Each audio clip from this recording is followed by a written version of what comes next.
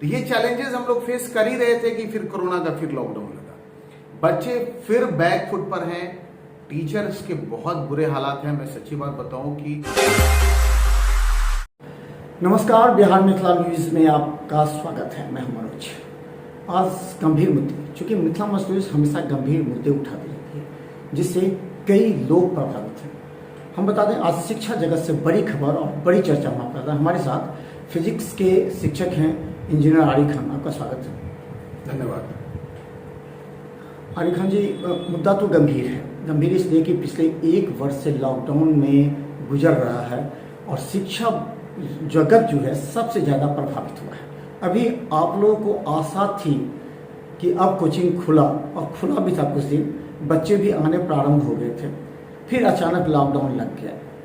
तो क्या लगता है कि ये संक्रमण है एक शिक्षा जगत के लिए, किस तरह आप इसको देख रहे हैं? निश्चित रूप से कोरोना महामारी हम सब के लिए एक बहुत आपातकाल की स्थिति है। ये सेल्फ अंडरस्टैंडिंग है। और एक बात जहाँ तक मेरा अपना अनुभव है कि हम लोगों को कोरोना के साथ जीना सीखना होगा। और अगर इस महामारी में जो सबसे ज़्यादा कोई सेक्टर डैमेज हो रहा है तो वह है शिक्षा, एजुकेशन।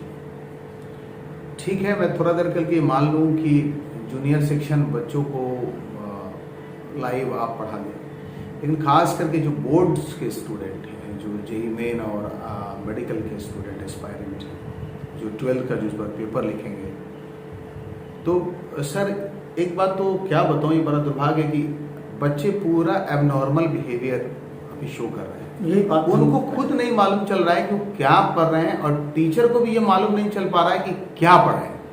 हालत ये है। अब अभी जो बच्चे हम लोग के पास 12th में आ रहे हैं, उनकी 11वीं खराब हो चुकी है। अब 11th तो बेस है 12th का। तो एक पहले चैलेंजेस हम लोग ये फेस कर रहे थे कि उनको बेसिक फाउंडेशन पढ़ाते हुए 12th पढ़ाना था। देखिए, तो ये चैलेंजेस हम लोग फेस कर ही रहे थे कि फिर कोरोना का फिर लॉकडाउन लगा, बच्चे फिर बैक फुट पर हैं, टीचर्स के बहुत बुरे हालात हैं। मैं सच्ची बात बताऊं कि कोचिंग इंडस्ट्री जो खास करके हमारे बिहार के है और मिथिलांचल के, वो बहुत छोटे पैमाने पर, छोटे से भी छोटे पैमाने पर, और यहाँ पर इतने ही हो जाता है कि बहुत सारे टीचर्स की इतनी रेवेन्यू है कि जो अपना खाना पीना खा करके अच्छी जिंदगी बिताते हैं, एक आदर्श जिंदगी बिताते हैं। बट आज सच्चाई यह है सर कि लगभग 50% कोचिंग इंस्टीट्यूट दरभंगा के बंद हो चुके हैं।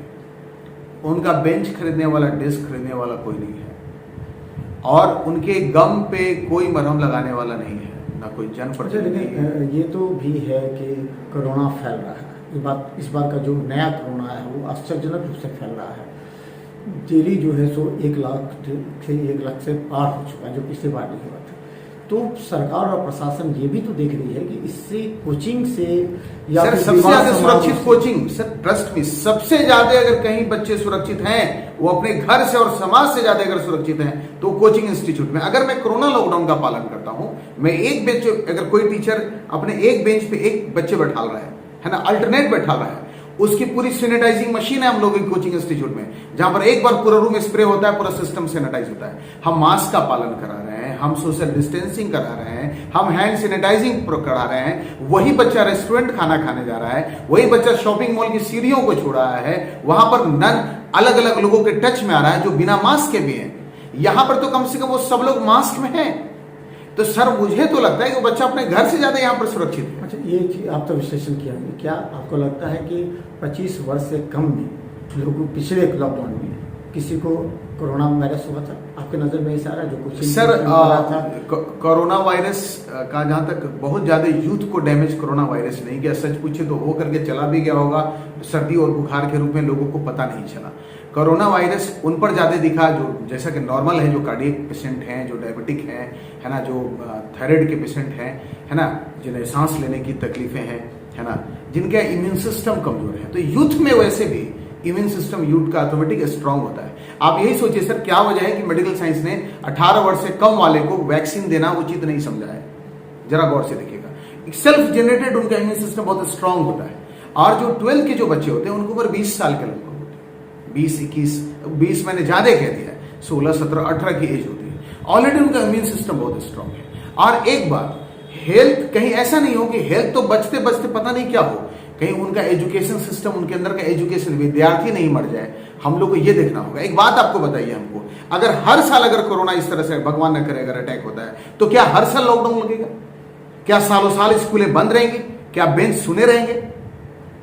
क्या भी तो आया है जो सरकार का इस बार उतना कराई गाइडलाइन नहीं है, लेकिन ये भी कहा जा रहा है कि 33% के साथ सरकारी कार्यालय में उपस्थित हो सकते हैं। वो साफ क्लियर है सर, टीचर्स क्या ऐसा पॉसिबिलिटीज आप लोग की तरफ से है कि जो इस तरह अगर हो तो अच्छा रहेगा? हम लोग एश्योर्ड करते हैं कि अब हम लोग अगर हमारे क्लासरूम में मान लीजिए कि सर अगर 50 बेंच डेस्क लगे हैं तो हम लोग सिर्फ 25 बच्चों को बैठा लेंगे, एक बेंच पर डेस्क का एक अल्टरनेट सिस्टम करके। इतना एश्योरिटी हम लोग गवर्नमेंट को देने जा रहे हैं। क्या लगता है कोरोना से कोई मर रहा है तो हमारे आपके परिवार का है, हमको डर नहीं लगता क्या सर? हमारे भी परिवार हैं, हमारे भी बच्चे हैं, रोजी रोटी है और बच्चों का करियर है, सब कुछ को देखना है। एक सिंपल सी बात है सर, बैठ करके इस चीज का निदान निकालना होगा, ठीक है? बंद कर देना कोचिंग इंस्टीट्यूट को।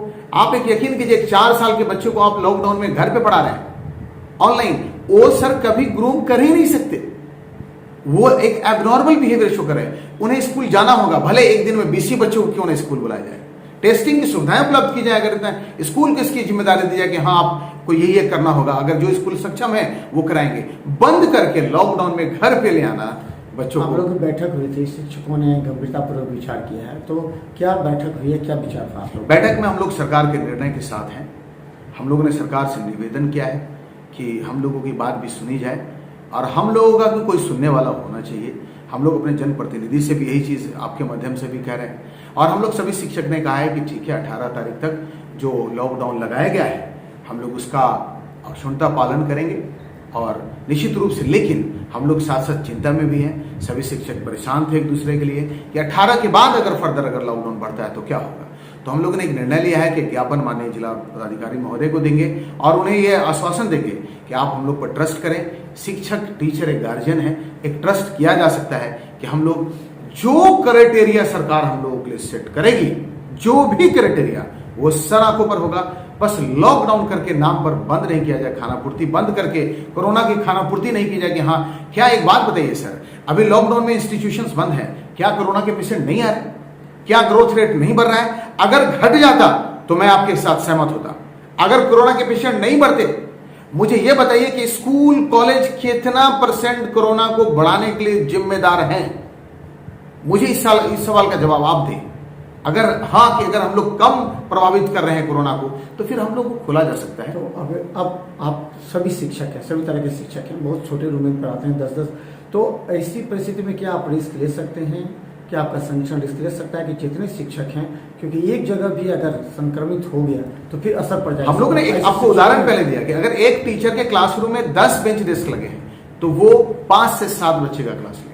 अब बताइए मिनिमम गारंटी लेगा? ये शिक्षक निश्चित रूप से गारंटी लेंगे। हम लोग ने एक कमेटी बनाई है, जैसे सरकार का फ्लाइंग दस्ता है, हम लोग के 5 टीचर कोऑर्डिनेटिंग कमेटी के मेंबर हैं कि वो डिसाइड जाएंगे, देखेंगे, रैंडम चेक करेंगे कि क्या कुछ ऐसा नहीं हो रहा है। और यकीन जानिए शिक्षक भी इंसान है और निश्चित रूप से मुझे पूरी उम्मीद है कि हमारे जो Mithila Darbhanga private teacher association की जो टीम है वो हम लोगों के बनाए हुए गाइडलाइन को और सरकार के बनाए हुए गाइडलाइन को जरूर फॉलो करेगी, पूरा उम्मीद है।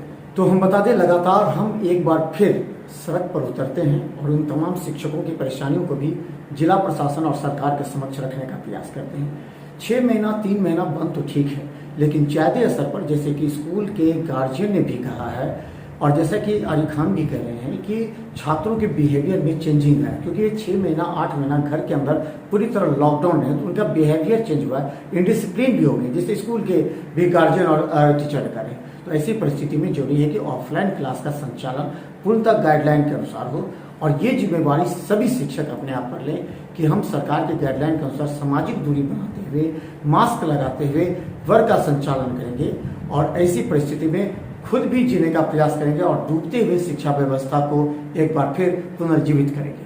तो देखते रहिए मिथिला मंच न्यूज पर हर अपडेट खबर। धन्यवाद।